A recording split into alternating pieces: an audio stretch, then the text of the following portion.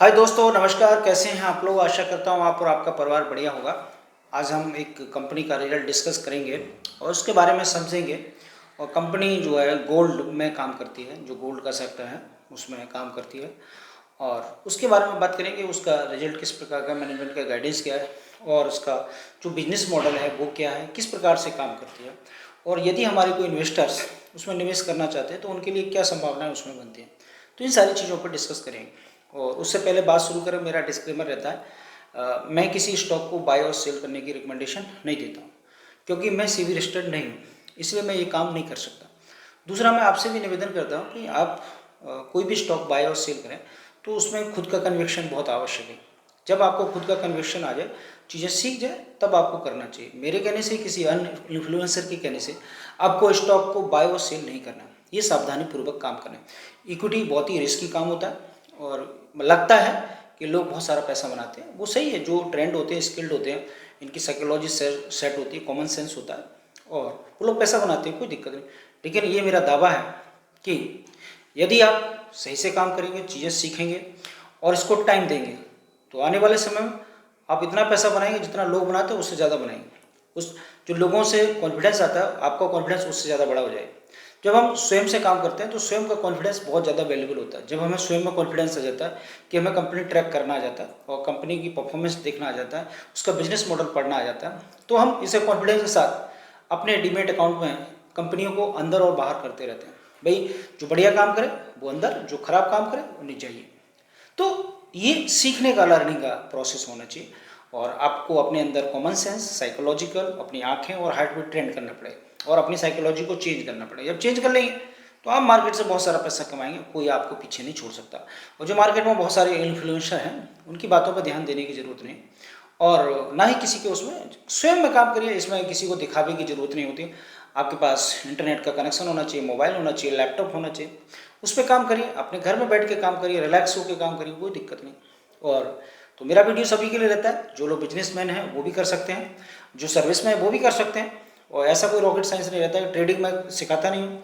और दूसरी बात, भाई, फ्यूचर एंड ऑप्शन मैं करता नहीं, ना मैं करता हूँ, ना करवाता हूँ, ना उससे संबंधित कोई चीज़। जो चीज़ रिस्की होती है उस पर क्यों करें हम, क्यों उतना वो मतलब उसमें टेंशन लें।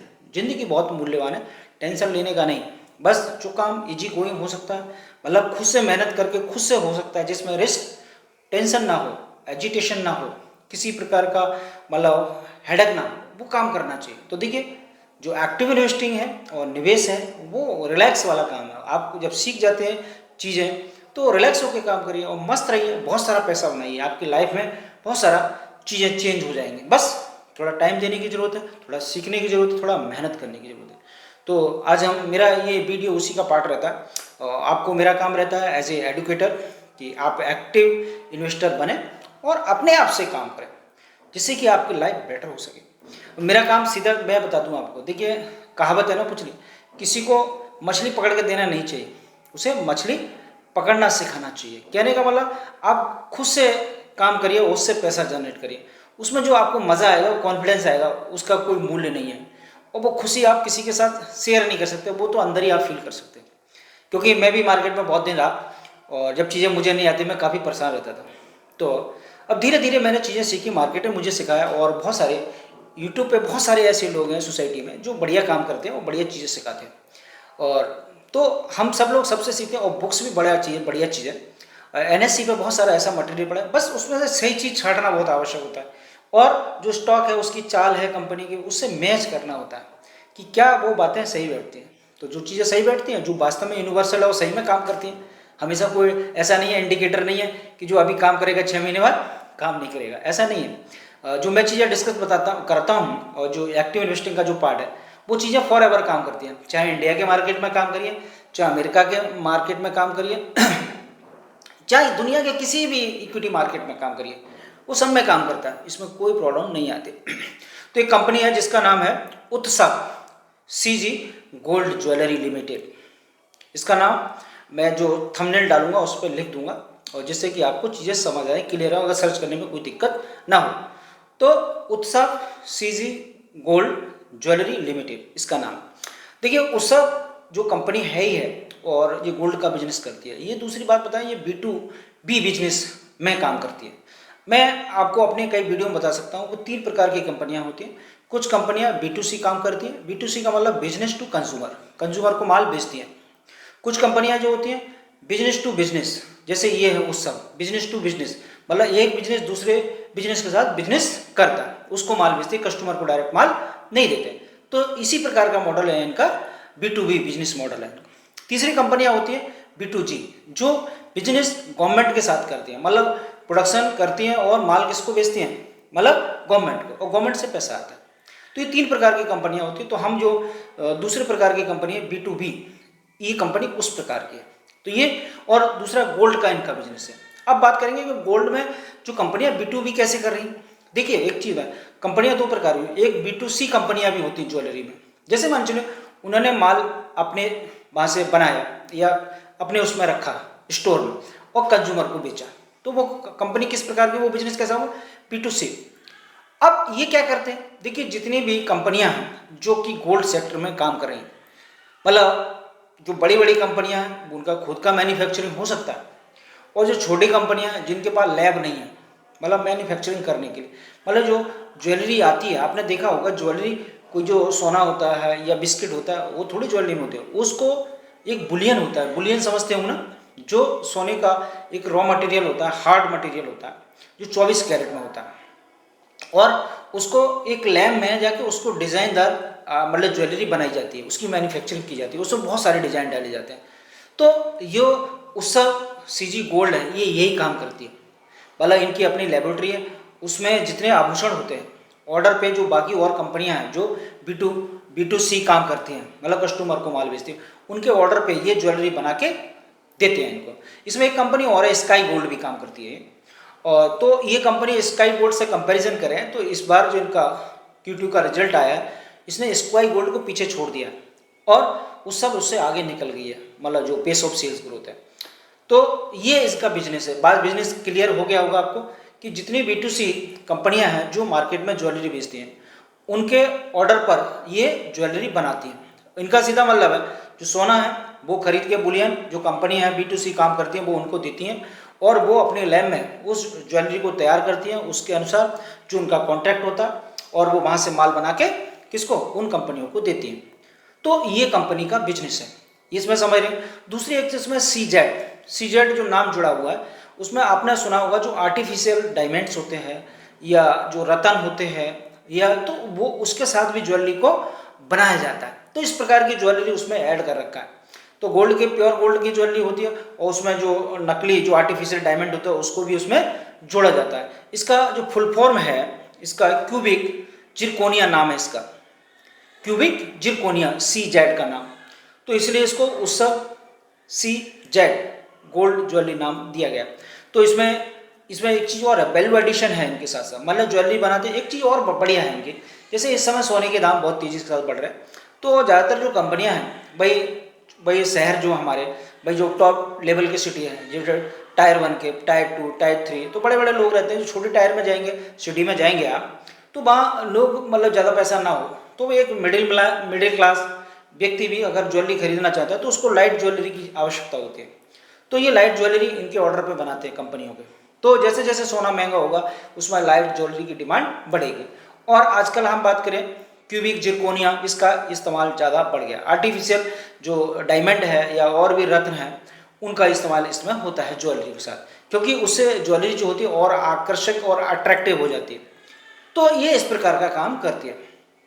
इसके बहुत सारे क्लाइंट हैं, और इसमें आप देखेंगे इसकी पीपीटी और कौन कौन पढ़ेंगे तो उसमें आपको लिस्ट मिल जाएगी। जैसे PN गाडगिल भी इसका है, और बुम मिडी है इसका ज्वेलर्स है, C रोया है एक, कला मंदिर है, JCS है इसका जो क्लाइंट है, DP ज्वेलर्स है एक, KRA ज्वेलर्स है जो कि मतलब इनका क्लाइंट है, भीमा इनका एक क्लाइंट है, आदित्य ज्वेलरी इनका क्लाइंट है, वैभव इनका क्लाइंट है जो वैभव ज्वेलरी है, TVZ इनका क्लाइंट है, नीलकंठ इनका एक क्लाइंट है, CKC इनका क्लाइंट है, DAR भी इनका क्लाइंट है, और ललिता भी इनका एक क्लाइंट है। जो ज्वेलरी कंपनी जो मैंने अभी नाम बताए ये इनके क्लाइंट है।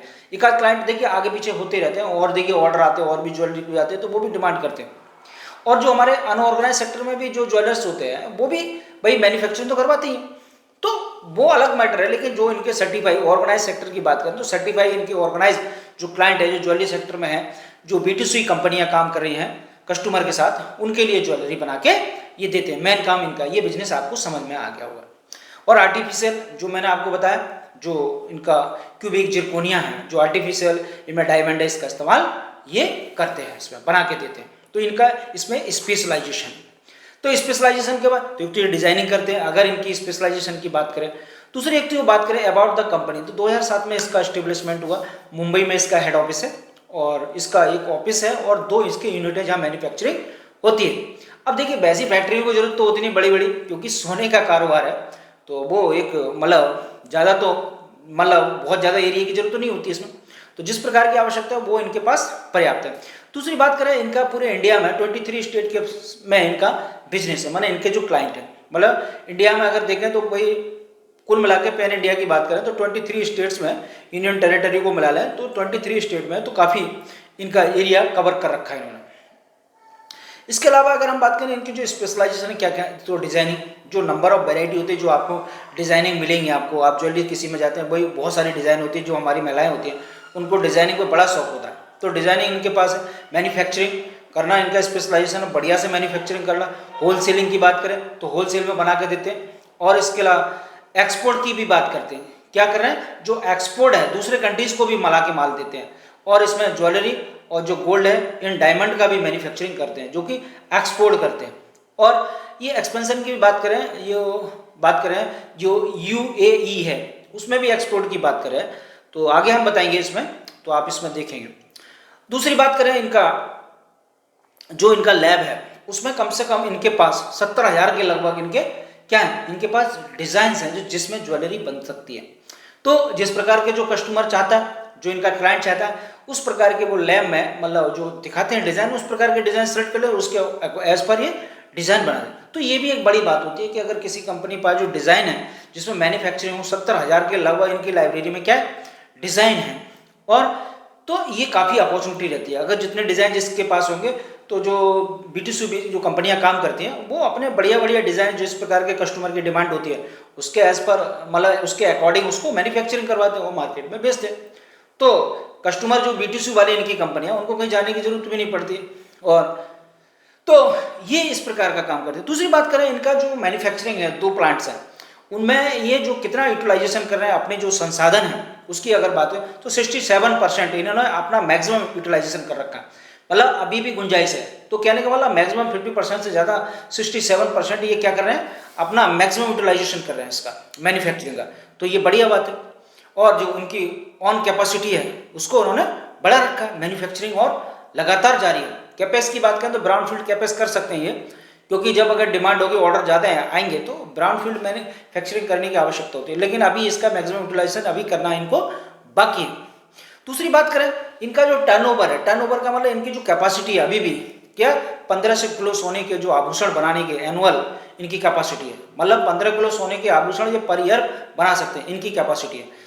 जब भी इनको अगर इस कैपेसिटी से ऊपर जाना होगा, डिमांड जैसे बढ़ेगी, क्योंकि आप देख रहे हैं कि मार्केट में इस प्रकार का जो ज्वेलरी का सेगमेंट है, आप उसमें देखें कि एक प्रतिष्ठा की वस्तु है, अब डायमंड का भी इसमें मिक्स हो गया है, तो इसकी डिमांड कभी कम तो होती नहीं। अगर सोना अगर मान चलो अभी थोड़ा सस्ते महंगा हो गया, जैसे ही सस्ता होगा तुरंत इसकी डिमांड बढ़ जाएगी। तो एक ऐसी गुड्स है, इसमें भाई मंदी आने का मतलब नहीं। और दूसरा बात है, कंपनियां ये चलता रहता है कि कोई कंपनी बढ़िया से अगर कर पाती है तो वो बेटर है। और ये तो एडवर्टाइजमेंट और मार्केटिंग और जो मैनेजमेंट का जो बिजनेस को चलाने का जो तरीका होता है, ये कंपनी ग्रोथ उस प्रकार से करती है। तो ये आप देख लिया। अब बात करते हैं हम इनका जो परफॉर्मेंस है, रिजल्ट्स हैं, उन पर देख लेते हैं इसका। और इस पर एक वीडियो और मैं बनाऊंगा जो स्काई गोल्ड है, और इसका कंपैरिजन करके आपको दिखाऊंगा, आने वाले समय में आपको वीडियो मिलेगा। तो आज हम इसका इंडिविजुअली बात करें तो इनका भाई देखिए, इस फाइनेंशियल ईयर का मतलब 6 महीने जा चुके हैं, जिसे कहते हैं हम H1, और H2 अभी बाकी है। तो इनका H1 FY25 की बात करें और H1 FY26 की बात है, इन दोनों का कंपैरिजन इसमें कर सकते हैं। तो इनकी अगर हम ग्रोथ की बात करें तो इनका ग्रोथ जो होता है, जैसे हम पेस ऑफ सेल्स ग्रोथ भी कहते हैं, तो ग्रोथ इनकी बात करें तो इनका जो ग्रोथ है एनुअल मतलब ईयर ऑन ईयर वो 67% है ईयर ऑन ईयर। तो काफ़ी बढ़िया है। तो इसमें कोई मतलब ऐसा नहीं है 50% से ज़्यादा से मतलब 60% से एबव क्या कर रही है, ये ग्रोथ कर रही है कंपनी, तो ये बेटर है, बढ़िया है। दूसरी बात करें इनका इबिटा की बात करें, देखिए एक चीज़ बता दूं मैं, दो चीज़ें पैरामीटर बहुत ज़्यादा महत्वपूर्ण होते हैं किसी कंपनी में, जो इबिटा होता है और पैट होता है। अगर ये दोनों प्रॉफिटेबल इंडिकेटर्स हैं, अगर इनमें चेंज होता है ज़बरदस्त, तो वो कंपनी मतलब प्रॉफिटेबल है, बढ़िया है, तो ये बढ़िया इंडिकेटर होता है, मतलब इससे आप मान सकते हैं कि कंपनी आगे बढ़िया परफॉर्मेंस कर रही है। और जो उसके रिजल्ट आ चुके हैं, तो इंडिविजुअल एक एक करके हम डिस्कस करते हैं इसको। तो इबिटा की बात करें, इनका जो इबिटा का ग्रोथ है वो क्या है, 184% है ईयर ऑन ईयर। अगर हम इबिटा मार्जिन की बात करें, इबिटा मार्जिन इनका 5.5 से लेके कितना हो गया, 9.45 हो गया, मतलब इसमें चेंज हुआ, 388 बीपीएस पॉइंट इसमें इंक्रीजिंग हुआ। तो इसका देखिए इबिटा जब बढ़ता है तो इसका मार्जिन भी बढ़ता है, इसका मार्जिन भी बढ़ता है। तो मार्जिन कहाँ से लिंक होता है, सीधे जो ग्रोथ रेट होती है उससे लिंक रहता है। तो यहाँ सही कॉम्बिनेशन के साथ बैठ रहा है इसका, इसमें कोई प्रॉब्लम नहीं है। दूसरी बात करें पैट ग्रोथ की बात करें, तो पैट ग्रोथ इनका भी जबरदस्त है, 197%, मतलब 197% ईयर ऑन ईयर इनका पैट ग्रोथ है, तो वो भी जबरदस्त है। इसमें एक चीज और बात करें कि किसी कंपनी का अगर पैट ग्रोथ सेल्स ग्रोथ से ज्यादा होता है, सेल्स ग्रोथ इनका कितना, इनका सेल्स ग्रोथ है 67% और इनका पैट ग्रोथ कितना 197%, मतलब 197% इनका पैट ग्रोथ है। तो आप देखिए अगर 67 को डबल करें तो इनका मतलब डबल से भी ज्यादा कि इनका जो पैट ग्रोथ है वो डबल से भी ज्यादा है, मतलब कहने का PAT growth is more than sales growth से, इनका सेल्स ग्रोथ से पैट ग्रोथ ज्यादा है। इसका मतलब क्या है, ये बहुत ही बढ़िया इंडिकेटर और साइन होता है। अगर किसी कंपनी का पैट ग्रोथ अगर पेस ऑफ सेल्स ग्रोथ से ज्यादा होता है, 2 गुना होता है, उससे भी ज्यादा, तो ये तो जबरदस्त है। क्यों जबरदस्त है, इस कंपनी को क्या मिला, ऑपरेटिंग लेवरेज मिला है। ऑपरेटिंग लेवरेज जब किसी कंपनी को मिलता है उसका पैट ग्रोथ सेल्स ग्रोथ से ज्यादा हो जाता है, और जब किसी कंपनी का पैट ग्रोथ ज्यादा होता है और पैट ग्रोथ ज्यादा होता है तो वो कंपनी मल्टीबैगर बनने के चांसेस उसके रहते हैं, उसका स्टॉक बहुत तेजी के साथ पैसा बना के देता है। लेकिन इसमें एक शर्त होती है, एक शर्त होती है, अगर कोई कंपनी आपको ऐसी मिल जाए, ध्यान रखना, जिसका पेस ऑफ सेल्स ग्रोथ है बढ़िया 30% 50%, यदि उसका पैट ग्रोथ 2 गुना या 2.5 गुना 3 गुना है तो वो कंपनी बहुत बढ़िया। और तीसरी चीज और अगर आपको मिल जाए कि कंपनी ने जो मैनेजमेंट है उसने जो क्वार्टरली रिजल्ट है उसके और कौन कॉल में ये बताया कि आने वाले क्वार्टर में या आने वाले फाइनेंशियल ईयर में हम इस ग्रोथ को, इस मोमेंटम को सस्टेनेबल रखेंगे, मतलब इसको मेंटेन रखेंगे, इसी दर से ग्रोथ करेंगे, तो उस कंपनी का ईपीएस बढ़ जाता है। जब ईपीएस बढ़ जाता है तो उसका रिटर्न ऑन इक्विटी बढ़ जाता है, तो वो स्टॉक बहुत पैसा बना के देता है।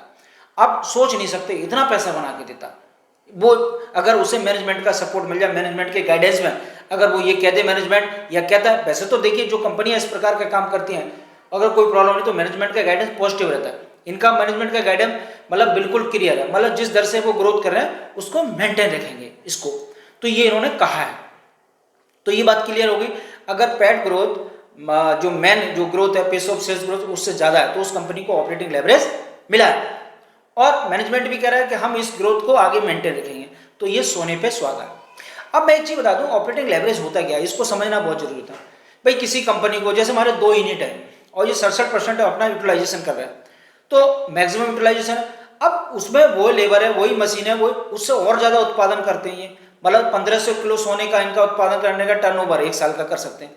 अगर ये फुल उसका इस्तेमाल करते हैं तो देखिए संसाधन वही है और उससे मैक्सिमम प्रोडक्शन कर रहे हैं। जब मैक्सिमम प्रोडक्शन करें तो क्लाइंट को माल ज्यादा बेच रहे हैं, तो पेस ऑफ सेल्स ग्रोथ तो है ही, उससे रेवेन्यू ज्यादा आ रहा है, और रेवेन्यू जब आता है ज्यादा तो नेट प्रॉफिट बढ़ जाता है, नेट प्रॉफिट जब बढ़ जाता है तो कंपनी का पैट बढ़ जाता है, तो पैट और नेट प्रॉफिट एक ही होता है, तो वो ज्यादा हो जाता है।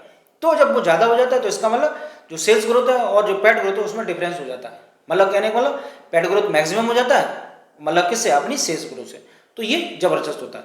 और कोई company pace of sales growth, मैं एक चीज और बता दूं, पेस ऑफ सेल्स ग्रोथ की अगर हम बात करें तो कि जो पीयर ग्रुप होता है इस कंपनी, किसी भी कंपनी का पीयर ग्रुप है, इसके पीयर ग्रुप में अगर हम बात करें तो स्काई गोल्ड है, स्काई गोल्ड से इसका ज्यादा मैन्युफैक्चरिंग कर रहा है, ये उसका सेल्स ग्रोथ ज्यादा, तो सही है, बीट कर रहा है उसको, जब बीट कर रहा है तो अपने सेक्टर में लीडर कंपनी बन जाएगी, और पैट ग्रोथ भी जबरदस्त है, मैनेजमेंट का गाइडेंस भी सपोर्ट कर रहा है उसको कि हम आगे यही काम करें, तो ये चीज बढ़िया है। दूसरी बात करें इनका पैट मार्जिन की बात करें तो पैट मार्जिन इनका 3 से 6% हो गया, मतलब जो कि H1 FY25 में 3 था और जो H1 FY26 में अगर हम बात करें तो ये बढ़ के 6% से अबव हो गया।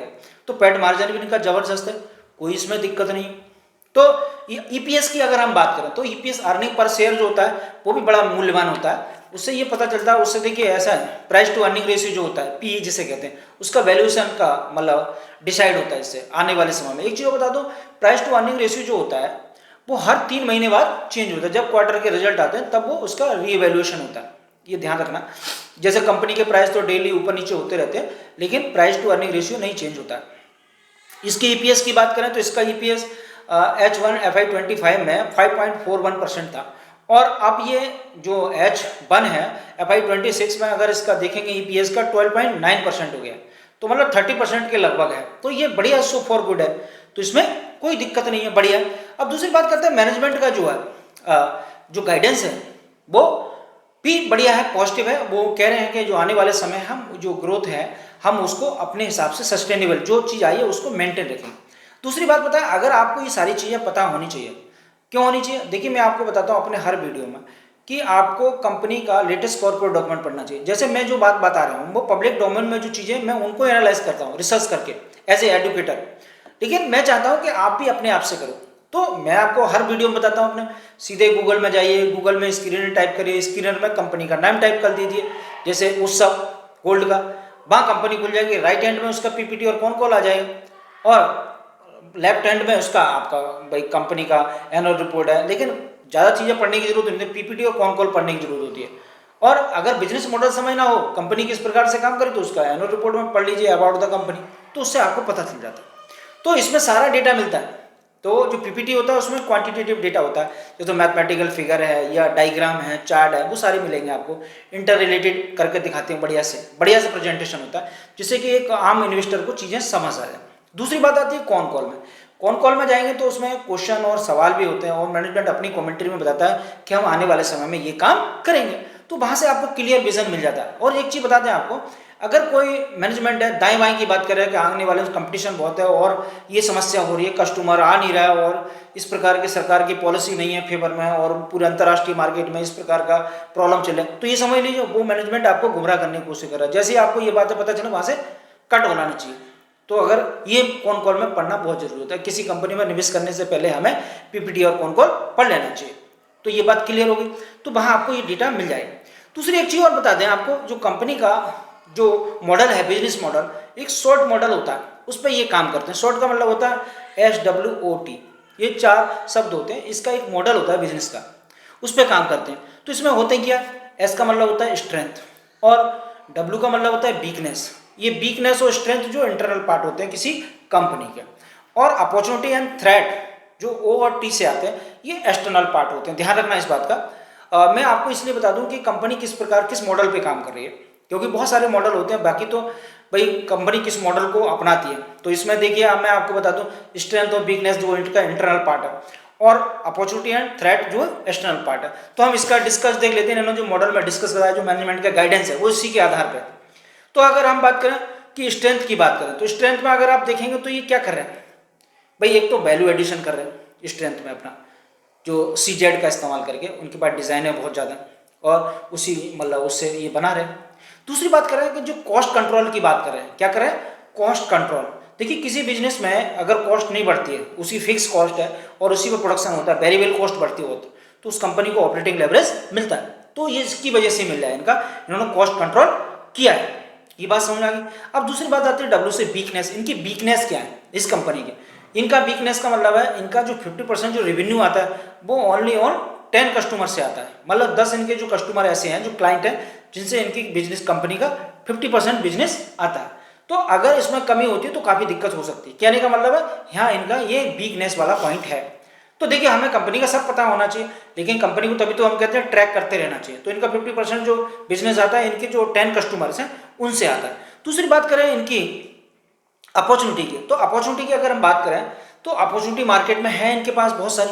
जैसे कौन सी भाई, जो इन्होंने जो क्यूबिक चिरकोनिया वाला जो आइटम है इनका, और उसमें वैल्यू ऐड कर देते हैं, और मार्केट में डिमांड ज़्यादा, उस डिमांड को कैप्चर कर लेते हैं अपनी तरफ। तो ये उनका मतलब बढ़िया, मतलब इनको अपॉर्चुनिटी है इनको। और दूसरी बात एक चीज़ बताया कि ये अपनी लैब का एक्सपेंशन करना चाहते हैं, लैब का अपॉर्चुनिटी क्या है, लैब का एक्सपेंशन करके और बढ़िया काम कर सकते हैं। मतलब लैब का एक्सपेंशन कर लें, ग्रो कर लें उसको, तो और बढ़िया हो सकता है, इससे एक्सपोर्ट भी हो सकता है। ये अपॉर्चुनिटी की अगर हम बात करें, क्या करें, अपॉर्चुनिटी क्या है इनके पास, देखिए एक अपॉर्चुनिटी है कि टायर 1 सिटी में है और वहाँ से टायर 2 में आ सकते हैं, टायर 2 से टायर 3 में आ सकते हैं, और इसके अलावा टायर 3 मतलब जो मतलब हमारे जो सिटीज़ होते हैं उसमें आ सकते हैं। इसके अलावा ही ना अपॉर्चुनिटी क्या है, जो आपका UAE में जो इंटरनेशनल बिजनेस है, वहाँ अगर देखें UAE में ज़्यादातर सोने का बिजनेस बहुत ज़्यादा चल रहा है, तो वहाँ भी एक्सपोर्ट कर सकते हैं ये। तो ये इनके पास क्या अपॉर्चुनिटी। अब बात करें थ्रेट की, थ्रेट क्या है, थ्रेट का मतलब होता है भाई क्या क्या चीज़ें इनको सामना करना पड़ सकता है। तो सबसे पहला थ्रेट की बात करें तो जो सोने के दो प्राइस हैं तो बहुत ज़्यादा फ्लैक्चुएट होते रहते हैं। तो ये तो भाई सोना ऑर्डर में बना के देते हैं तो फ्लैक्चुएट होते होने, लेकिन हाँ अगर ज़्यादा प्राइस बढ़े तो ज्वेलरी की डिमांड कम हो जाती, तो ये इनका थ्रेट है। दूसरी बात करें, कंपटीशन भी ज़्यादा, और इनका अगर हम बात करें इसके अलावा कंपटीशन भी मार्केट में ज़्यादा है, क्योंकि बहुत सारी ज्वेलरी कंपनियाँ इसमें आ गई हैं। तो कंपटीशन तो देखिए कोई भी बिजनेस सिंगल हैंड तो कोई ना कोई तो आ ही जाता है। तो मैन्युफैक्चरिंग बना के देते हैं, B2B बिजनेस है इनका, तो कंज्यूमर वाला होता है तो सही है, लेकिन इसमें अगर जैसे स्काई गोल्ड इनका मेन कंपटीटर है, तो कंपटीशन तो है, इसमें कोई दो राय नहीं। अच्छा, दूसरी बात कर लेते हैं कि अगर मान के चलो इनका जो कॉन कॉल है, तो मैं एक चीज़ बता दूं, कॉन कॉल में यदि मैनेजमेंट जो मैंने आपको बताया ग्रोथ और पैड ग्रोथ को सस्टेनेबल रखने की बात करता है, तो वहाँ से स्ट्रॉन्ग पॉइंट मिलता है आपको। दूसरी बात आती है कैपेस की बात आती है, तो कंपनी को कैपेस भी करना चाहिए, कैपेस करे, जैसे इन्होंने बताया हम लैब का एक्सपेंशन कर सकते हैं दूसरे कंट्री, तो ये कैपेक्स भी करे। दूसरी बात करें रिटर्न ऑन इक्विटी की बात करें, रिटर्न ऑन इक्विटी का मतलब क्या होता है जानते हैं आप? रिटर्न ऑन इक्विटी का मतलब होता है कि allocation of the capital in the business and investment by the जो मैनेजमेंट है, तो मैनेजमेंट अपनी जो कैपिटल है जो इन्वेस्ट कर रहा है वो किस प्रकार से एलोकेशन कर रहा है उसमें, अगर वो उसमें सही एलोकेशन कर रहा है, सही जगह डायरेक्शन में कर रहा है, तो वो कंपनी को क्या होता है, मतलब रामबाण होती है। तो इसलिए जो जब मैंने आपको बताया कि जब ग्रोथ होता है, पैड ग्रोथ होता है, तो उसका रिटर्न ऑन इक्विटी आगे की तरफ बढ़ता है, उसका डायरेक्शन पॉजिटिव होता है। जब पॉजिटिव होता है तो वो बहुत ज़बरदस्त पैसा बना के देता है। तो अच्छा, आशा करता हूँ कि आपको मेरा वीडियो अच्छा लगा होगा। और देखिए ऐसा है, मेरा देखिए किसी कंपनी से कोई मतलब वो नहीं होता है भाई, मैं तो ये पब्लिक डॉक्यूमेंट में जो डॉक्यूमेंट्स है भाई, डॉक्यूमेंट निकाला, मैंने पढ़ा, रिसर्च करा, आइडेंटिफाई करा और चीज़ें कहाँ क्या सही हैं भाई, मैं आपको बताने की कोशिश करता हूँ। अगर कोई कंपनी आप निवेश करना जा रहे हैं, किसी कंपनी को बाय करने वाले हैं, तो ये सारी चीज़ें आपको देखना चाहिए, क्योंकि जब हम भाई आप किसी कंपनी में पैसा डालते हैं तो आप उसके बिजनेस पार्टनर हैं, शेयर होल्डर हैं, आपको वोट का राइट है उस कंपनी में, आप बिजनेस कर रहे हैं, बिजनेस वालों के साथ बिजनेस कर रहे हैं, तो आपको उसका बिजनेस, उसका ग्रोथ, उसकी क्या क्या वीकनेस, क्या स्ट्रॉन्ग पॉइंट है, बिजनेस कैसा है, कंपटीशन क्या है, वो सब चीज़ें पता होनी चाहिए, तभी तो आप पैसे डालेंगे। ऐसा थोड़े है कि पैसे डाल दिए किसी कहने से, तो इसमें सावधानी बरतनी चाहिए।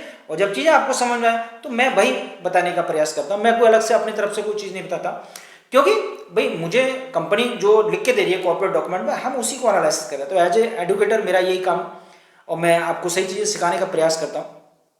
मेरा जो पेपर है फाइनेंशियल इंस्टीट्यूशन एंड मार्केट, जिसमें मनी मार्केट और कैपिटल मार्केट दोनों आता है, जो मैं अपने स्टूडेंट को पढ़ाता हूँ और चीज़ें उसके साथ डिस्कस करता हूँ, तो मैं अपने ऑडियंस जो हमारी सोसाइटी है उसको फाइनेंशियल लिटरेसी में बताने की कोशिश करता हूँ। तो आशा करता हूँ मेरा वीडियो आपको अच्छा लगा हो। अगर आप मेरा वीडियो आपको अच्छा लगा हो, पहली बार सुन रहे हैं, तो चैनल को सब्सक्राइब कर लीजिए, बेल आइकन को प्रेस कर दीजिए, जिससे कि आपको आने वाले समय में और भी वीडियो मिल सकें, जो बढ़िया बढ़िया वीडियो डालूंगा।